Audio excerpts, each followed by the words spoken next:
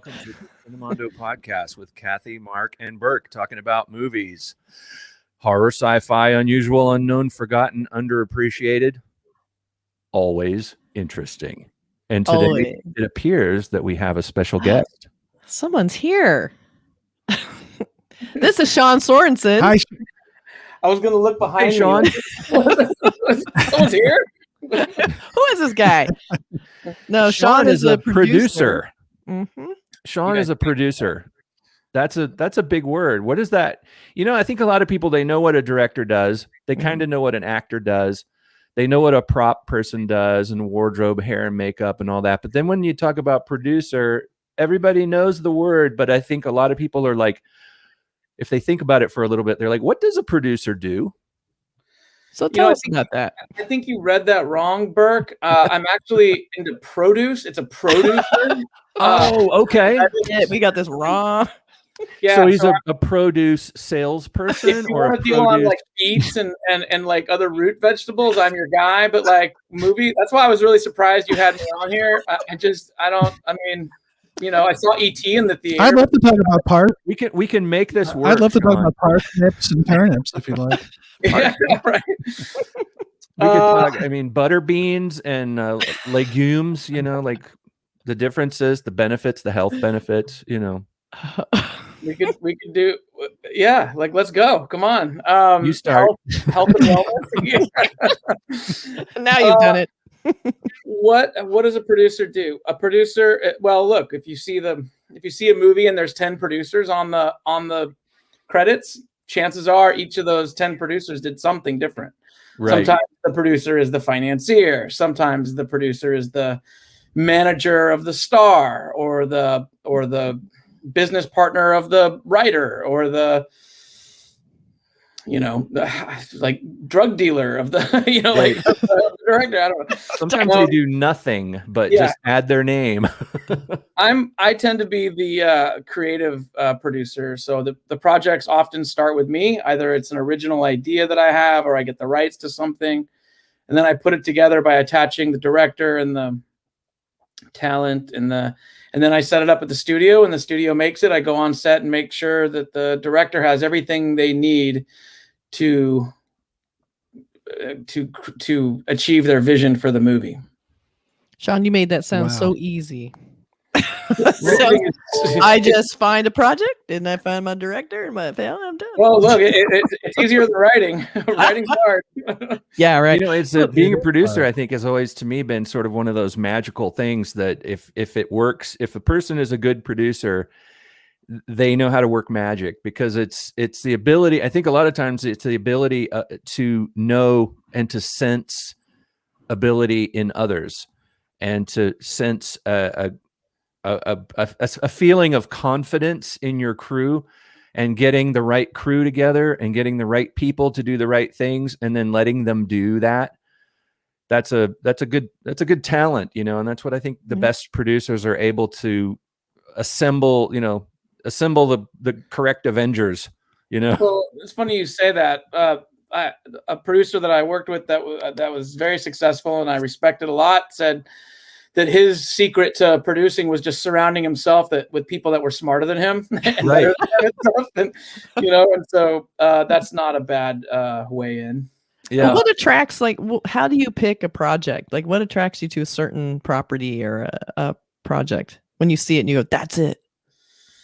It's has something to do with would I want to see that movie? Right. You know. Okay, so it can just be emotional. Well, there's projects that I've been waiting to see for years, and like one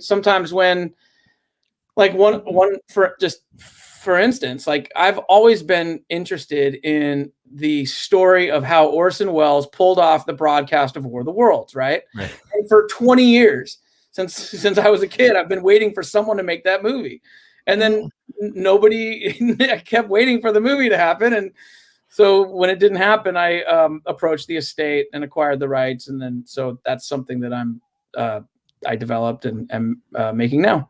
Yeah. Oh wow, okay, that's interesting. Yeah, but passion project. It all starts with me thinking that would be cool. Like, right. Like, wouldn't that be cool? Wouldn't that be, God, that would be cool. Like, and then when you research a project and the hairs on my neck stand up and I'm like, I don't know. I get turned on by storytelling, Yeah. When I was a kid, I was raised in this like born again Christian cult. And it was those people that were like, they were like talking in tongues, they call it, speaking in tongues, right? And they would be like, like they would do their thing. And I remember I was a kid, I was like 5 years old. I was looking at these people and they were just like, yes. Like, and by the way, I think this is Easter weekend, right? So it's appropriate. Oh yeah, that's perfect timing. But I remember looking at those people saying, I want to feel that. Like, I want to feel that about something. And then Star Wars came along and I did. I felt that. And it wasn't until when I'm in a movie theater watching a good movie, or if I'm at an art gallery looking at good art, I feel a buzzing inside of me that is as close as I've ever come to how those religious zealots commune with their Jesus, So I think that's pretty much how I feel too. I grew up around a lot of that too in the South, and I went to a Christian, like a Southern Baptist church school, and I remember that religious ecstasy, and I remember feeling like, wow, that's how I feel when I see a good movie. I'm always saying like I'm in a theater. This is my church. And that is you're right. That's when I feel the most connected to the universe. I think is when I'm seeing a really good movie. I feel, and that's what I hate. I mean, this may be controversial, but I feel like that's what the origins of religion are in the first place, is storytelling. When you look at the ancient books, the ancient texts and all that, it's like, I think a mistake a lot of people make is looking at that stuff and taking it literally. It's almost like somebody from 3,000 years in the future looking at Star Wars and saying, wow, there really was a Darth Vader and a Luke Skywalker. Mm-hmm. And it turned out, that he was this father and this, it's like, it's a story somebody made up to entertain you. And that's just as, virtuous and valuable to life. Can we make the Church of Cinemondo so that we don't get taxed? Oh yeah. What is it? That sounds like a passion project for you to do for us. Yeah. Why do I? It's too taxing. Yeah. Right. Why can't movies be a religion? I mean, the definitions are pretty slack when you think about it. Oh, wouldn't that be something? But why isn't it? I mean, there's a documentary that I saw a long time ago called Cinephiles, I think, Cinemania, and it's about people that are addicted to movies, and they see 5 movies a day, and but their lives are not. That's all they do. They don't have any kind of anything else, and the only time they socialize is when they run into other cinephiles at the theater. Like, well, we met in Atlanta many years ago, and there used to be a movie pass. I think you paid like a couple $100 and you could go see as many movies as you would want. And you would just go see 2, 3, 4 movies and just see whatever came out. I didn't care. I just wanted to be in the theater. So I was like that for a little while. I used to go to theaters every weekend. I always think it's kind of sad that I don't do that as much, especially since you can get it all at the touch of a finger here, and there's big screen TVs. It's like, I want to try and force myself to go to theaters more now, though. Because I remember in the smallish town that I grew up in, I felt like I was the complete outsider of my town, because they had I remember they did this thing once where they showed all 5 of the Planet of the Apes movies in the theater. It was like this whole all day thing, from the morning until however long it takes to show 5 movies. And I got there early and I thought, I'm going to have to get in line. And I was like the only person that showed up. And I went into the theater. I think there was a few people there for the first one, and then they started walking out. And by the third film, I was the only person in the theater. And I was like, this is who I am. Right. It's a devotion, right? Like we are, it is like a religion in a way, right? Like I feel very connected to it. Mm-hmm. It's kind of what that type of thing should be, I guess. It should be the story should enrich you and entertain you and enlighten you in some ways, maybe, or inspire you. And, it's like a lot of the movies we watch don't necessarily inspire us or enlighten us, but they entertain us. And, it's that thing that art provides, love of life, Well, and I connect with other people who love movies. Like I love talking to other people who love movies. I mean, that's kind of like how I guess religious people relate to each other. It's like if I discover someone who likes horror movies, we're like, oh my God, I found my people. And we're all like, did you see this? Did you see that? And it's like, yeah, we get pretty evangelical about certain films too. We go on and go door to door and tell people, Is there have you seen Hereditary? Is there a Cinemondo like official Hall of Fame movies like kind of thing? If you listen to our podcast, you would know because we talk about the same ones kind of a lot over and over. I try not to, but we kind of go back to our core. Hereditary is one of our most recent, like just blow away films, especially at first. Oh my right. And the little, yeah. Oh, that was good. Yeah.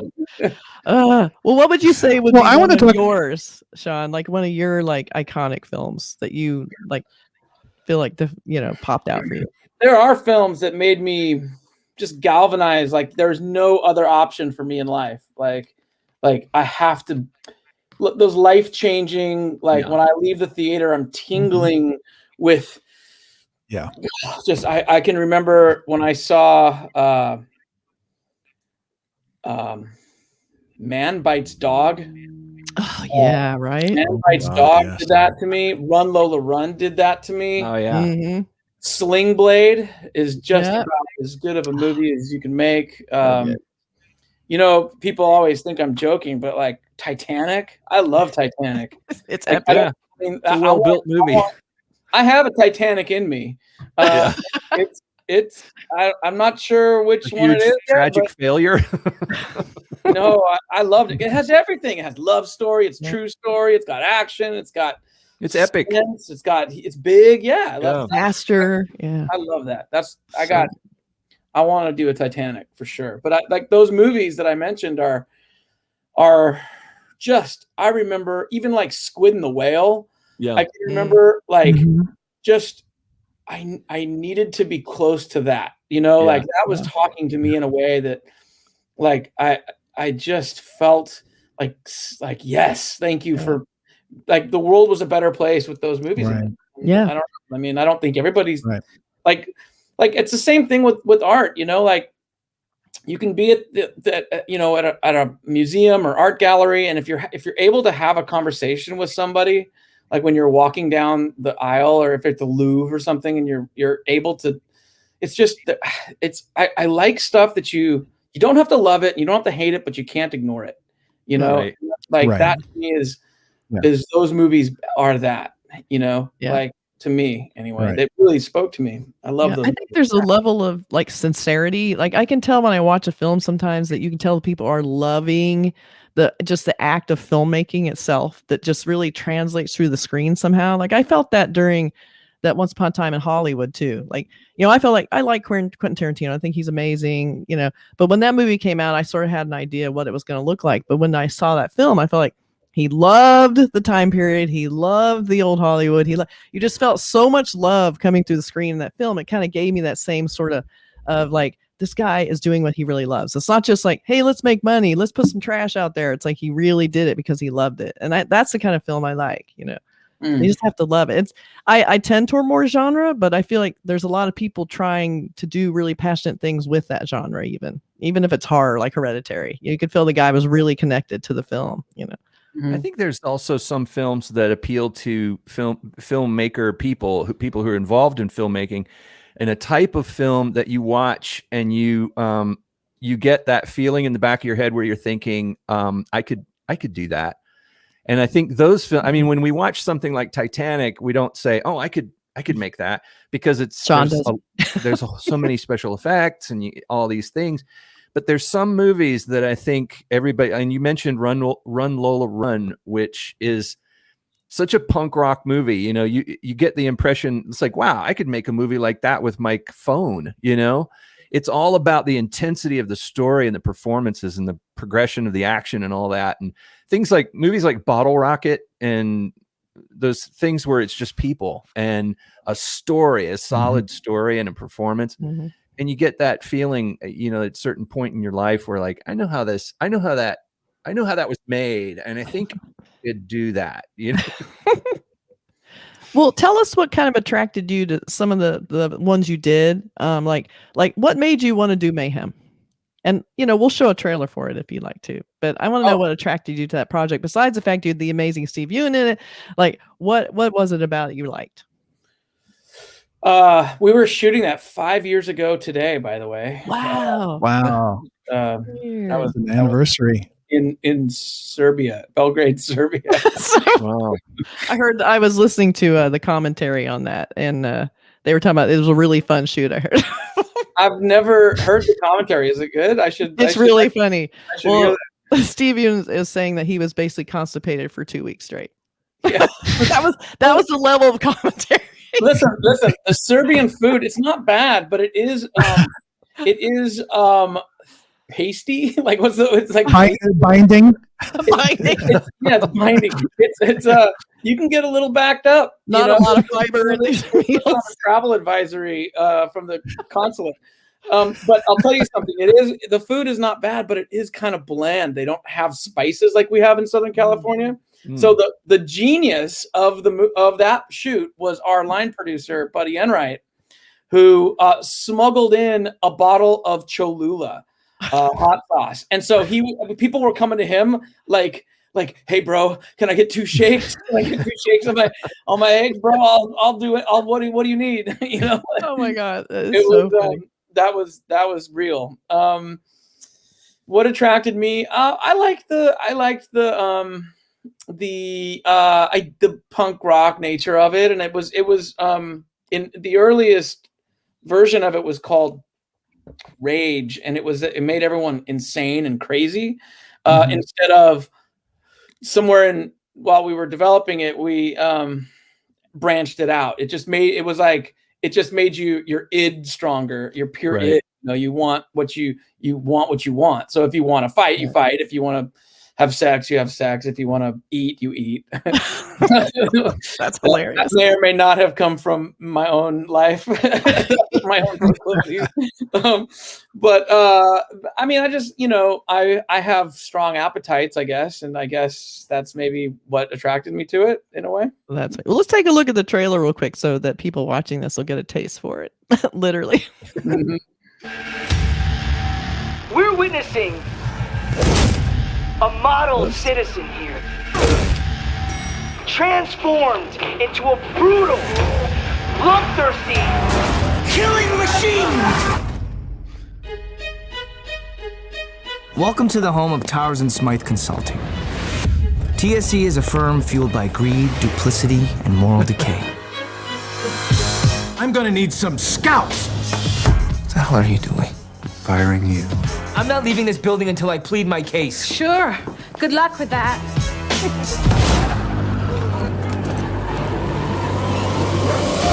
What the hell is going on?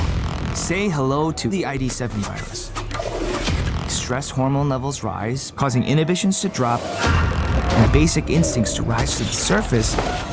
All traces of the virus should be eliminated in approximately 8 hours. What are we supposed to do for the next 8 hours? Try to remain calm.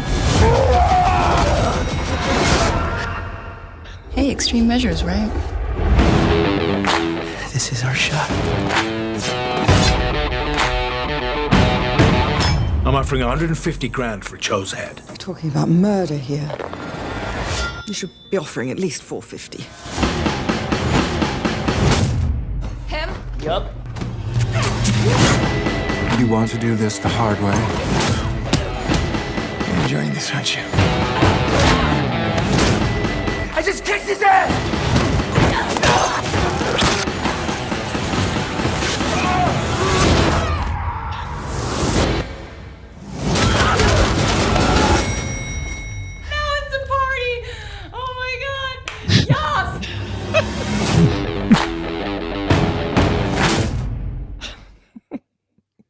So fun. You know, I've worked at corporations and I totally felt that. I mean, I was feeling that. Everybody you have that feels inside that. of you for that. That's not necessarily a good thing, Kathy. No, it's not. Are we, It's not. You might want to find someone to talk about that with. No, I just want to go create mayhem. Yeah. No, but everybody gets that. You know, it's an office situation and it's a contained thriller, and you have those moments. This movie brings it out. That's why it's so successful and so fun and so good. And some really cool actors. Like you really wrangled the talent. Like, and I thought that was a really cool move to put Steve Yeun as the lead character. I mean, that was a cool bit of casting. How did you come to that? He is a fantastic actor, and I'll tell you something else that people may not know. He's just, I think actors tend to have instinctively good story sense, but his was maybe Steven Yeun is a very smart man, and he is also like he thinks about he sees things that maybe not everybody else sees. He thinks like a director. And I don't know if he's I don't know if that's something that he's thinking about, but like I would think of him as a director, like as something as directing. If he ever wants to direct something he acts in, or regardless if he's acting in it or not, I think he would be someone to bet on.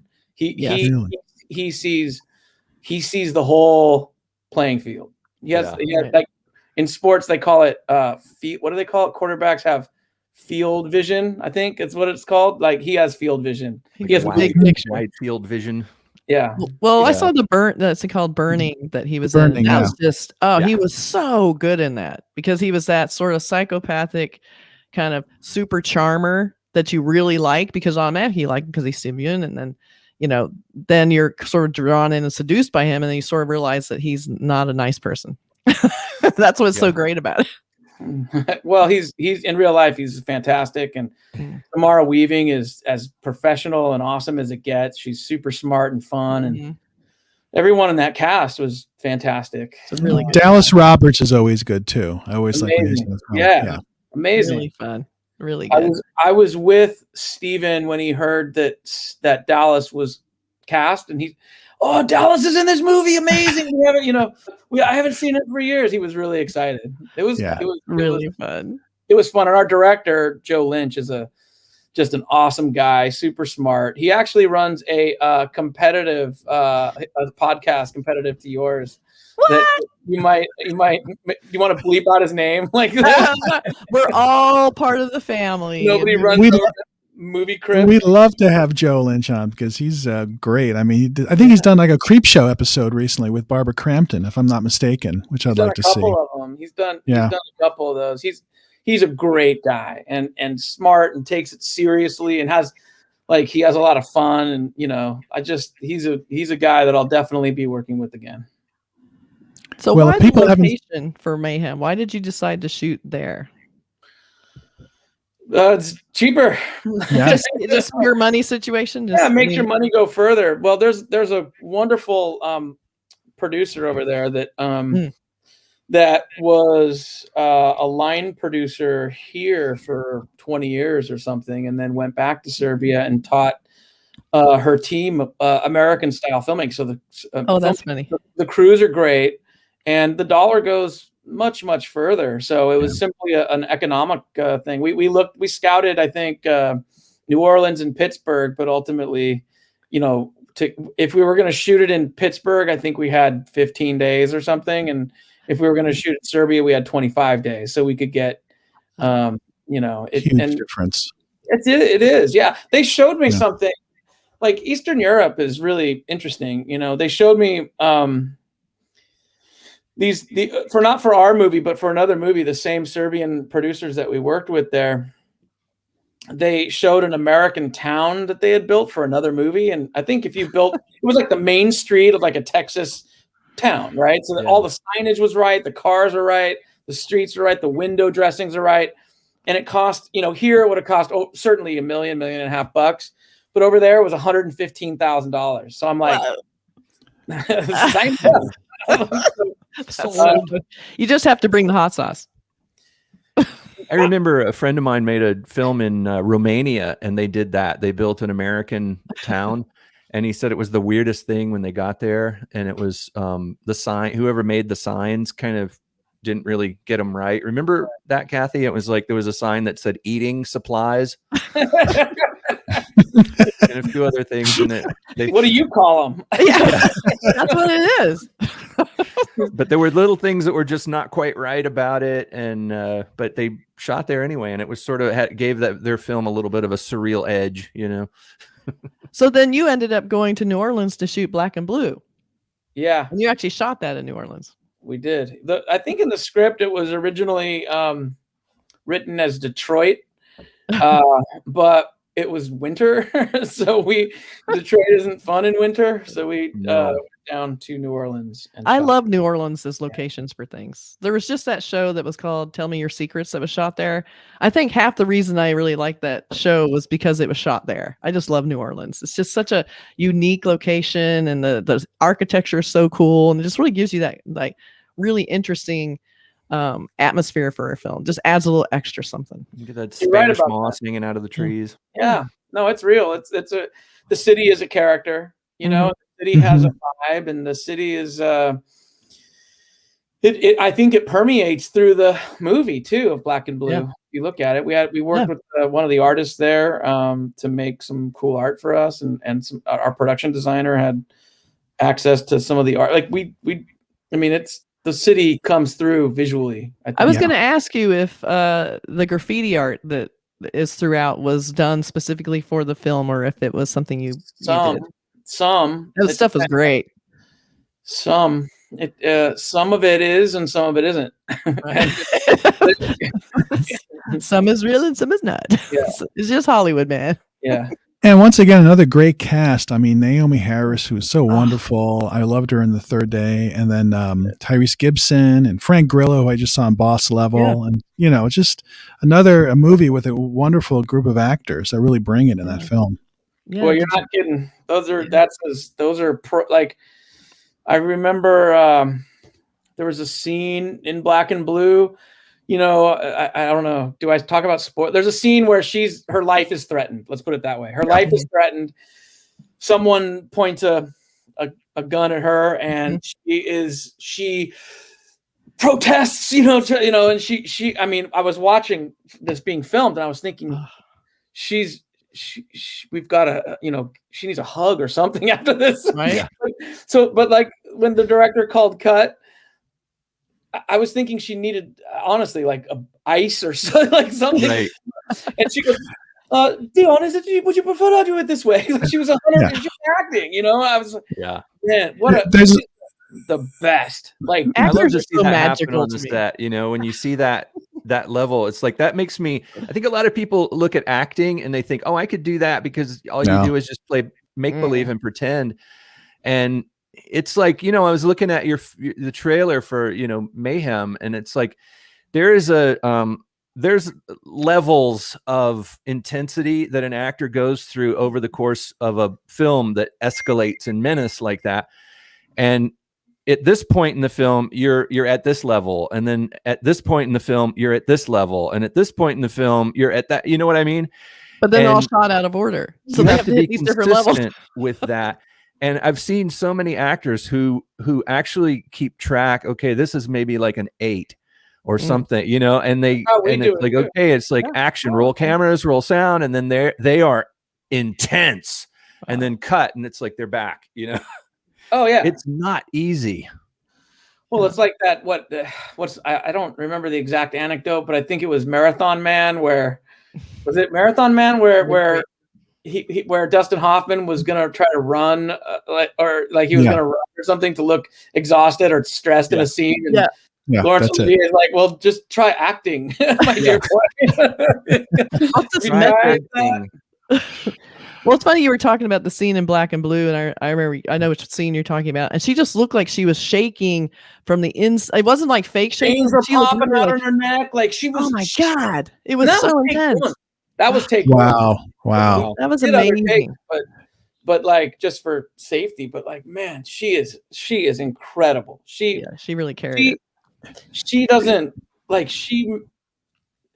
she does. I mean, obviously, you know, a director can ask for variety, like maybe more this or less this, or try it this way, but like, she doesn't need that. She knows what's happening. You know what I mean? Like, Naomi Harris is is the real deal. You know, Yeah. She was great. And I love that you cast a woman in that lead role too, because I feel like you've made some cool casting choices that could have gone just to the usual, we'll cast this white man in this and he'll be the protagonist, but then you don't. And I think that's really cool that instead of like just your normal, actor, you get this incredible black actress to get in here and just totally dominate this film. And it's like, I love seeing that. I mean, unfortunately, you don't see it very often. And that's why it really stands out, like that artistry. Well, listen, that credit goes directly to the screenwriter, Peter A. Dowling, who was hearing the call from actor. Like, there's so many African American or black. Naomi's not African American; she's English, but black actresses. He heard that there was a lack there, and so he specifically designed this with a black actress in mind. Like it was written that way. I love that. That's so cool. And to their credit, the studio made it that way. Yeah. So like it's there's lots of projects we've heard about that get switched to along the way, and to their credit, to Pete's credit, it was written that way, and to the studio's credit, they made it that way. That's really cool. good. Yeah. And she has the chops to bring it too. That's even an issue that has to be discussed. Like, imagine if we were discussing, we made an action film and we decided to go with a white man in the lead role, which is a very unusual choice, but we did it anyway. Well, it's like those days there's people that aren't represented. Yeah. Those days might be coming to an end, or well, at least equal it out. My God, I mean, like you see a choice like that, and it just makes the movie more special. I mean, automatically, it's like I thought Black and Blue was really cool, and that mostly because she was so amazing in the lead. Like, wow, if you just cast some white dude in it, it would have been like this was a cool cop movie, but she just brought a whole level of an element that would just elevate this whole film. It was just great. Just loved her in that. Really good. I like Frank Grillo too. I think I saw him in like the Purge films, but then when I saw him in Black and Blue and then in Boss Level, he has a certain quality that's more than just kind of the machismo tough guy. There's something else there. There's a heart. He's not acting. He's a machismo tough guy. It's like he's playing himself. He's not really. He's really good. I remember looking both Naomi Harris and Frank Grillo are people that I had on my radar that like when I saw some of their early work, I had to look them up. Like, who is this? Right, like, right. Frank Grillo is truly gifted, and so is Naomi. And I would, and I remember looking at some of their early work and being, okay, Grillo. He was on my radar from not just Warrior. He was in Warrior, but there was something he did before. I can't recall what it is, but I remember being really excited about working with him, and he was great. Tyrese brought it also. I think that's absolutely it was great. Reed Scott from Veep, and that was funny. I was gonna say that because I'm like, who is this guy? He looks so familiar. He's so funny in Veep that I love when you see an actor you only really know when they're funny, and you see him in a role like that, you're like, oh, holy shit, this guy can really act. Okay, here we go. Oh, he's great. Like, we got lucky, right? Like everyone crushed it. I think casting is like one of the most essential things that anyone can do. So whenever I see some cool casting, I'm like, okay, they pulled this together really well. Well, speaking of casting, your latest film, Worth. I mean, this is talk about A-list. I mean, it's Michael Keaton and Stanley Tucci and Amy Ryan and Tate Donovan. I mean, wow. It's amazing. I haven't seen it, but it looks really interesting. Directed by Sarah Colangelo, I believe her name is. When does it come out? It comes out. Colangelo. When is it coming out? It's it'll commemorate the 20th anniversary of the 9/11 attacks. Right.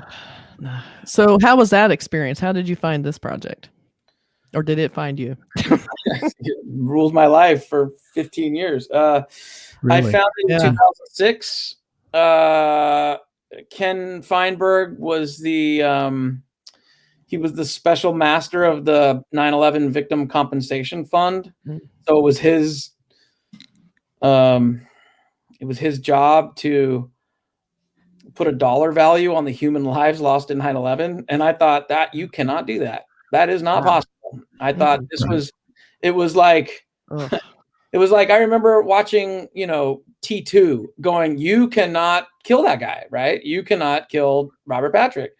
And I remember watching Jaws going, you cannot kill that shark. And I was thinking about this story in those terms. You cannot do that. That is an impossible task. And I thought, that is a very interesting story that I would like to see as a movie. Yeah.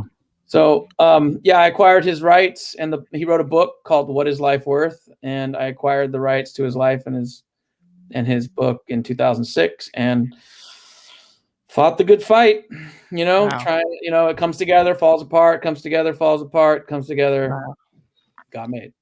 Wow. God.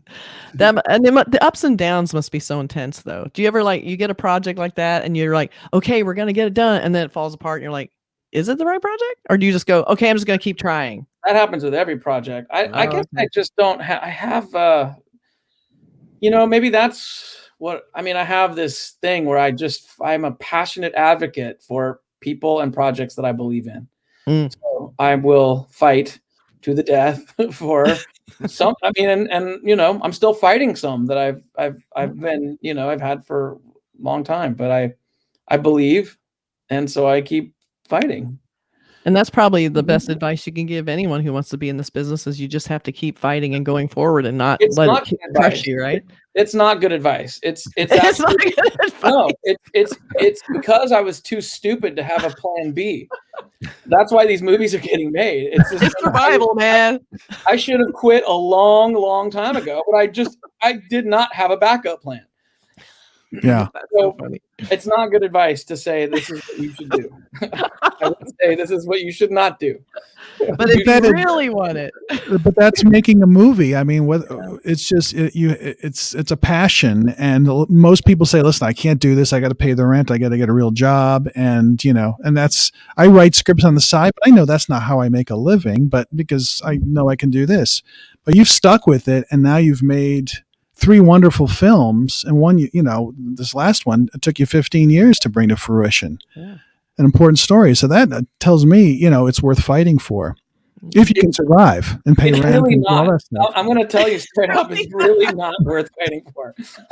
I could use a layup, I will continue to fight, but not all of them have to be that way, Right. So I think that augmented my my antenna a little bit, maybe. It doesn't always need to be like Sisyphus on roller skates. Yeah. Not every movie has to feel like you're getting kicked in the nuts all day. Sure. But are there other projects you're doing that are much smoother and much easier and going quicker? Or is it just everyone has been sort of that kind of a struggle?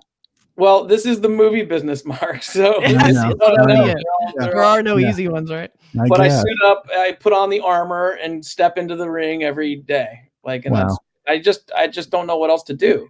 Am I going to work at Sears? Am I going to work at I don't know. I don't know how to do those things. So what is the is counterintuitive? It's a thing that doesn't seem like it should be possible. If you've, people who have worked on film sets, when you come in for those initial concept meetings and the story meetings and all the stuff, and you're like, in the back of your mind, you're like, this is never going to happen. This is impossible. And you get the right crew together and it happens. That's where I don't ever think that. Yeah. I always think it's going to happen.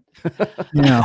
I always think that's where I'm super naive or something. I always say it's going to happen, but actually thinking it's going to happen. But it's the idea of a finely honed sense of delusionment. Yeah. It's making it. It's like not being passive about it. It's doing what it's. I don't know. It doesn't mean it doesn't mean if you try hard it'll be done. It means try hard and exhaust every avenue. It increases your chances of getting it done. Yeah. Okay. I guess I don't know. But it's an active verb. It's not passive like letting it happen. I don't know what that is. I don't know how everything does that. Yeah.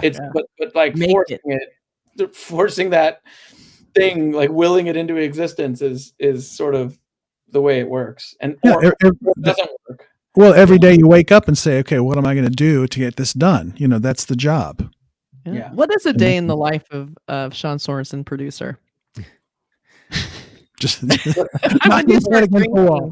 Well, is this pre-COVID or during COVID? Or something? Yeah, I guess let's pretend like COVID never happened. What is a normal? Well, these producer days time there's a lot of and- Peloton app. I found that thing in December. That's can we cross plug? I don't have. Oh my god, I love Peloton too. Let's totally cross plug. Let's do it. It's like Saved my life. all those instructors are super hot, so it's like exercise porn. They are. It's like yes, I'll run another 6 miles with you. Sure. And I love how they're so cute about like an Ally Love type who looks like a little deer, and she'll be like, "Okay, everybody, we're gonna go on a hill," and she does this really cute smile, and then she kills you. Yeah, they kill me, and I let them. I keep coming back for more and more. Yeah, it's awesome. So there's that.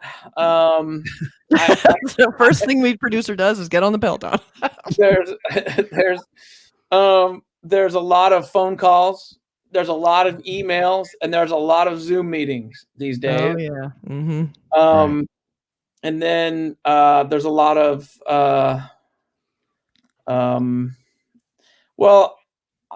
like when the rainy season these days, there's a lot of weeding my yard.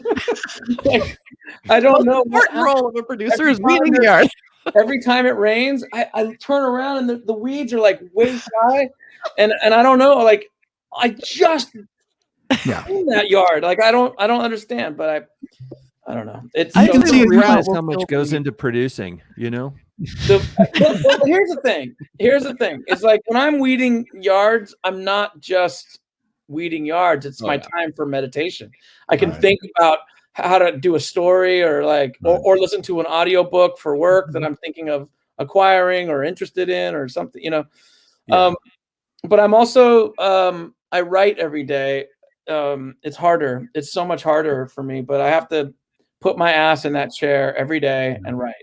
Yeah. So I wrote a new script during the lockdowns, and I'm on another one right now. That's great. So it's always working. If you can do it, you're supposed to do it. Yeah. So that's why I do it.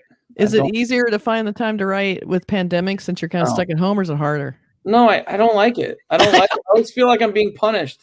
Yeah. Like I look out the window and all my producer friends are like playing baseball in the yard, and I'm stuck in the house. I'm gonna write now. It's just too sedentary and isolated, and I'm good, but I'm not I work with great writers, and I know that I have to try really hard to do what they do, sort of just naturally. And I can do it, so I feel like I have to do it. Right. I know that feeling for sure. Yeah. Well, discipline is part of it, I think. It's almost, you say that even just pursuing a job, just don't give up. That all sounds kind of like, well, sometimes you should. I don't know if that's the right advice, but maybe most of it is like you just stop, don't quit versus just pushing forward all the time. It's just kind of keep going, and whatever level you can, whether it's writing or calling or emailing. But I don't think that guarantees success. I think it's all random. I think I have pretty good taste in material, and I know how to develop stuff, but that doesn't guarantee success. I know people that can do it and have various degrees of success. It's just random. Like I think everything is random, not just whether you succeed or not or fail or not. It's like I think everything. I'm one of those people that I'd say I'm in the vast minority when so many people think everything happens for a reason. I think the exact opposite is true. I think that way too. Nothing happens for a reason. Everything is random, and we feel better and more comfortable when we assign meaning to it. It makes us feel more comfortable. The universe is not that chaotic, and we're looked after in some way. Yeah, the universe is indifferent. Yeah, I give a shit about theory. Exactly. No, it's true. I think the element, the base element that you have to keep is a love for the medium and a love for storytelling, like you were saying, and the fact that while you're out there pulling weeds, you're still working. Your brain is still, turning and creating ideas. And I feel that way too. I mean, anybody who's in this business, you can be overwhelmed by it, and you can have your love of films and storytelling. You can have it ruined by experiences in this business if you're in the wrong realms, in the wrong landscape. And if you keep that element is a love for the storytelling and a love for the medium and love for movies and what movies can do, like you were saying, that feeling it gives you. And if you can hang on to that, despite the punishment, you want to have the feeling when you come out of that movie and go, oh, I want to be a part of that. I want a part of making something that makes me feel like that. I want other people to get that. That's the reason you write, or I'm sure you produce or make films, because that's what you're looking for. Yeah, that's it. He's like, yeah. Or or I've got sick of waiting for someone else to do it. Yeah. That's a very good point. It's kind of just practical, really. I want to see the movie. No one's making it. I got to do it. See, that's a smart idea, actually, because sometimes I think you just want to make what you already know about or already like, but maybe it's about what isn't out there yet, and you just have to pursue that idea, because then it's something people are like, oh, this is new. I'll do this, even though new isn't even a requirement anymore. Yeah. That's true. Yeah. I mean, I can't help that I love movies, and everybody's, even my husband was saying, everything you do is on the screen. You're doing a podcast, you watch the movies. I'm like, that's been my whole life. It's been the screen. I was raised on movies. My parents would go out to dinner and leave me in a movie theater for watch it a couple times, and that was my babysitter, and I loved it. I still love it. It's like movies are just what I do. I mean, I don't know what I'd do without movies or even streaming. Interestingly, I had the exact opposite experience as a youth, because I was raised in a strict religious environment. I was prohibited from seeing movies, which gave them a special. I mean, I was allowed to see Star Wars, but I can remember not being allowed to watch television, and so it had a forbidden quality that I was drawn toward, and I can remember like my parents reviewing certain movies, and I could tell they didn't get it. Even as a youth, I was like, you missed something. Is that like that? It has to be deeper than that. Yeah. So funny. So I've been, but I remember being excited about the, like nature, like movie. This is it was special. It made it special. Right. Yeah, sure. And that sense of discovery, that sense of wonder. What is this gonna bring? Like, what happens next? Like, that to me today is still just. I'm thrilled. Yeah. I'm thrilled to be in the business of storytelling. I love it. Yeah. So I love that you love it, and it's not just a business or job for you. It's something because you love it, and that's how I feel about movies too. Is I just love it. I can't even explain it. It's just what I love to do. I can talk about them endlessly. Well, everyone's in this business for a different reason, right? Their motivations vary widely. Yeah. Mine is strictly and 100% because I love storytelling. Yeah, that is why I do this. Because am I addicted to it? Maybe. I don't know. Like I love it. I love it. Right. It's something that just makes me feel very purposeful. Yeah. I feel connected to it, and so that's why I keep doing it. I don't know anything else. Nothing else. That's great. So I love that. I think that's so cool. No, what else do you have? What do you have going on now? Like, I'm sure you have some things, in development, as they say. Anything that stands out that you want to focus on? Well, yeah. Let's be. We all know that it's not real until it's real. I used to say it's not real until that you're shooting, but then a friend of mine told me about an experience he had where he was shooting a movie, and it was, I forget what it was called, but it was like, let's say it was called The Trampoline or something. And then like they stayed till the last 5 days to shoot the big trampoline sequence. And then all the money fell through. So they they filmed the entire movie except what the whole crux of the thing is about. So they had to like cleverly edit it, like to make it. I don't know, but so it's not real until it's in the theater or something. I guess I don't know when, or until you're on the red carpet even. I mean, you're clearly it's not talking real until you get the final paycheck that's owed to you. And even then, that's not. I don't know. But I do have lots of things that are very active, and they're in various stages of pre-production and casting and things like this. But until they're real, I can't get too specific. But there's a number of things that have, that are very active. Let's say, and my rest of my year could be pretty busy. Yeah, could be. Yeah. Good. You're so like, might be. Busy is good. Well, listen, there's truly no way to know. Like, it could be 10 things shooting at the same time or 0. Yeah, and I'm doing everything I can to bring them into fruition and to make them real. And if they fail, it's not because of me. Right. I'll do everything I can. Well, yeah. It sounds like you'll do what it takes. When they say like a plane crash, a plane doesn't crash because one thing happens. Planes crash because there's a series of events that lead up to something catastrophic, right? The inverse is true of movies. Like, so many things have to align just right for the movie to go. So that's my experience, and I'm doing my part, and all the other things have to come into play too that I just can't control. So my feeling is, do my best and stay out of the results. That's my plan. That's really fun. That's a great way of looking at it. Absolutely. Stay in the sky.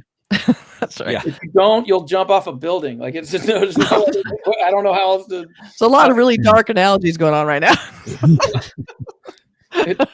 It's pretty. What's producing like? Well, it's kind of like a plane crash. Inverse. Yeah. Exactly. Yeah. Well, thank you so much for spending so much of your time talking to us. It's been really inspiring, actually. I mean, because I like that there's people making movies because they love them and it's what they want to do. And it's not just like this business decision and, because they're, whatever. I like the whole creative angle of what you're talking about, and you're doing it for the passion of it. And that's all you know, and it's all you care about. It's great. I find that very inspiring. Pretty much, yeah. I love it. You did take correct notes. That is about right. Let me see. And I also something about a plane crash, but I don't know what that meant. But yeah, though, that was great. Thank you so much, and I can't wait to see Worth. I think it looks like it's gonna be amazing. Yeah. Thanks a million for talking to us. This is exactly the kind of podcast we like to do, where we talk to people about not just about the process of making films and how they get made, but also the idea of loving storytelling and loving what films are, what they do for us, and all that. That's the reason we started this whole thing. Yeah, and what inspires you is very, very fun. Thank you so much. My pleasure. I'll come back anytime. Yes, definitely. One of those secret projects is getting, actually finished. I'll come back when I get 3 more movies made. We can go down. We can analyze those. Okay, see you in 20 years. Maybe or maybe we'll be here. Yeah. We'll Thanks, Sean. Thanks so much for coming on. My pleasure. Thanks for having us. And thanks to our listeners for joining us. Like us, subscribe to us, comment on us, and all that stuff down in the comments. And this is Cinemondo signing off. Bye, everybody. See ya.